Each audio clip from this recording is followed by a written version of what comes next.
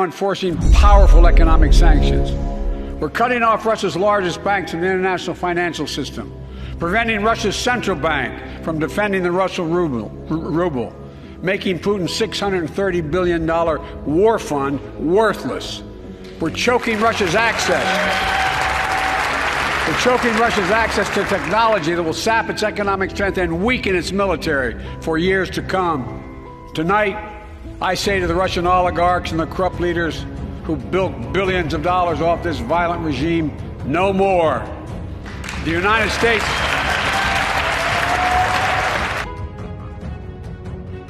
Ketika Barat dan sekutunya mulai melakukan tekanan kepada Rusia dengan sanction, tentunya sanksi ekonomi, di mana Barat dan sekutunya yang tidak mampu secara militer perang melawan Rusia di Ukraina, maka mereka, pihak Barat tersebut, meluncurkan perang ekonomi, tekanan kepada Rusia dalam bentuk yang lainnya. Sanksi ekonomi seperti tidak dikirimnya kebutuhan harian, bahan baku produksi, hingga transaksi dunia dengan SWIFT dolar diblok dan lain sebagainya dilakukan oleh banyak negara terhadap Rusia. Tapi semua ini sudah diperhitungkan oleh Putin jauh-jauh hari. Sungguh, sebelum perang, semuanya sudah disimulasikan.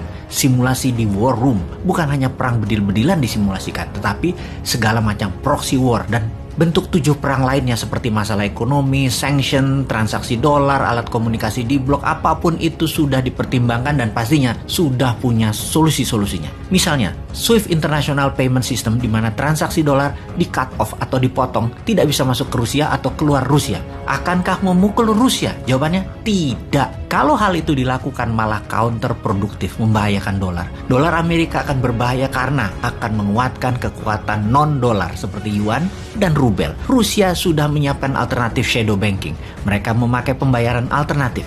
Kita ingatkan hal ini. Iran, Korea Utara, dan Tiongkok tahu caranya. Bahkan cryptocurrency mereka sudah pakai juga. Melihat siapnya Rusia 360 derajat, Amerika, Barat, dan sekutunya pusing 7 keliling melawan Putin saat ini. Bahkan dalam pernyataan Putin tidak langsung kemarin di hari ke-7 serangan Ukraina, Eropa Barat dan Jerman diancam akan dicekik Rusia habis dengan gas Rusia. Terdiam Eropa Barat itu kemudian.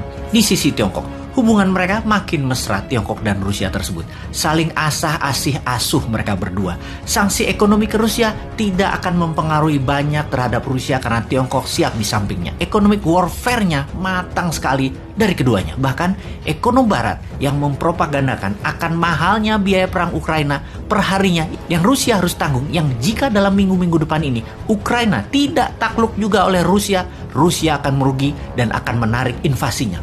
Jawaban ekonom tersebut wajar karena akademis atau pejabat komen seperti itu. Memang kalau mereka bukan ekonomis at war, orang paham bahwa Rusia bisa printing rubel setiap saat untuk memproduksi mesin perangnya. Dan Rusia punya energi banyak dalam bentuk solar, bensin, batu bara, dan lain sebagainya. Hal ini sesungguhnya kalau pemikir-pemikir waras menengok ekonomi nasional Wakanda akan malu. Kok masih cetek melihat masalah Rusia? Hanya karena mahal, Rusia akan menghentikan perang. Mahal itu kalau yang komen raja hutang, ya wajar. Kalau tahu cara tidak berhutang mengelola keuangan negaranya, maka perang itu biasa-biasa aja biayanya. Sama seperti Tiongkok membangun 20 miliar meter persegi bangunan dan segala macam infrastruktur dalam 40 tahun dengan biaya mendekati 10 triliun dolar atau 10 ribu billion dolar atau 75 kali APBN Indonesia sekarang atau 150 kali APBN Indonesia 40 tahun yang lalu. Total angka yang besar tersebut, siapa yang meminjami Tiongkok? Ya perlu alternatif keuangan lain seperti MMT yang Tiongkok tahu caranya, Rusia pun tahu caranya. Sungguh, perang yang rumit dan mumpuni hanya bisa dilakukan oleh negara berdaulat. Beda dengan ketika Lord mengatakan Indonesia dalam 40 tahun ke depan tidak akan perang, maka Bosman bingung. Bingung kok bisa dia ngomong begitu? Apa itu salah?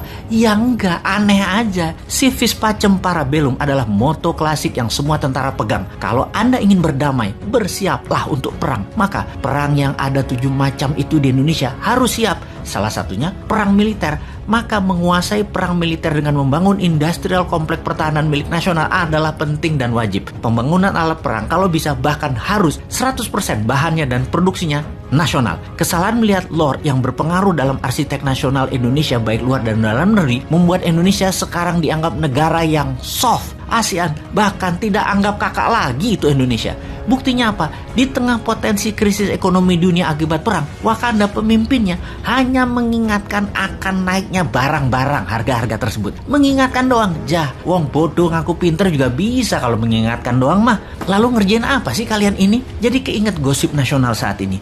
Dihembuskannya tambahan jabatan 3 tahun lagi karena pandemi dan masalah dunia membuat tidak semestinya pemilu diadakan. Sungguh, siapa yang mau dan minta perpanjangan itu sih? Yang masih enak menjabat atau yang di pinggiran makan serpihan sampah yang mengusulkan? Menurut Ngana, siapa Jo? Безусловно. Поэтому будем и дальше развивать, совершенствовать армию и флот. Добиваться, чтобы повышалась их эффективность, чтобы они были оснащены по последнему слову.